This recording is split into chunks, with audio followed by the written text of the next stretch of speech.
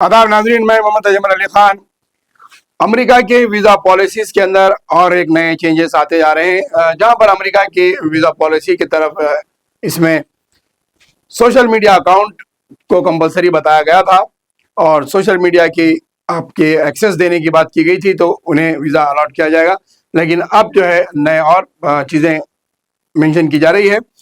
जिस तरीके से DS फॉर्म 160 जो अमेरिका के वीज़ा के लिए आपको नॉन इमिग्रेशन वीज़ा जो होता है उसका फॉर्म सबमिट करना पड़ता है। इसके अंदर पहले मौजूद था कि आप 5 साल के पीरियड में कहाँ कहाँ पर ट्रैवलिंग करें, आपको ट्रैवलिंग हिस्ट्री बताना ज़रूरी था और दीगर जैसा तफसीलात मालूमात किए जाते हैं, अकाउंट्स है, बैलेंस है आपका और दीगर आपका पहले आपका वीज़ा रिजेक्ट हुआ था या पहले आप गए थे, ट्रैवलिंग हिस्ट्री आपकी, कितने कितने कंट्रीज को आप गए थे, कितने वीज़े आपके पास लगे हुए, ये तमाम चीज़ें जो है डिटेल्स में DS 160 फॉर्म में सबमिट करना था।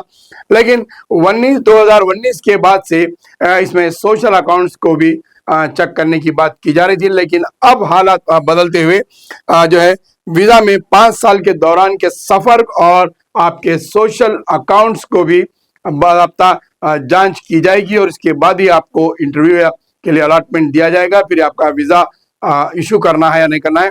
क्योंकि इसका मकसद ये है कि अमेरिका में दाखिल होने वाले वैसे अफराद को रोकना है जिनकी सोच अमेरिका की कवानीन और अमेरिका की खिलाफ हैं या फिर उनकी एक्टिविटीज़ जो है एंटी अमेरिकन पॉलिसीज़ में इन्वॉल्व हैं या फिर उनके सोशल मीडिया में ऐसे अकाउंट्स हैं जो अमेरिका के खिलाफ जो न्यूज़ आते हैं या फिर जो कमेंट्स आते हैं उसमें आप इन्वॉल्व हैं या फिर इसको आप शेयर कर रहे हैं या लाइक कर रहे हैं, ये तमाम चीज़ें उसमें चेक की जाएगी।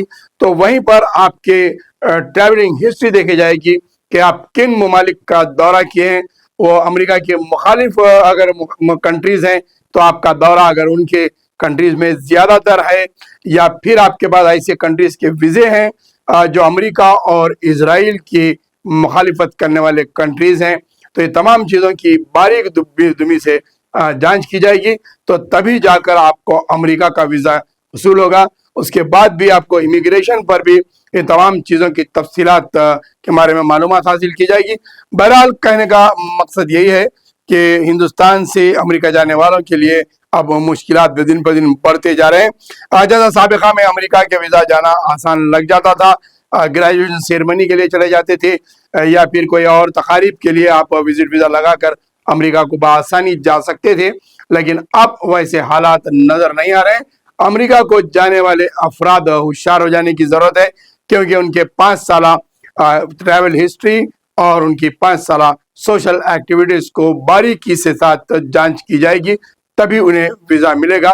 DS 160 का फॉर्म दाखिल करना अब आसान नहीं, मुश्किल कुन बना दिया गया है।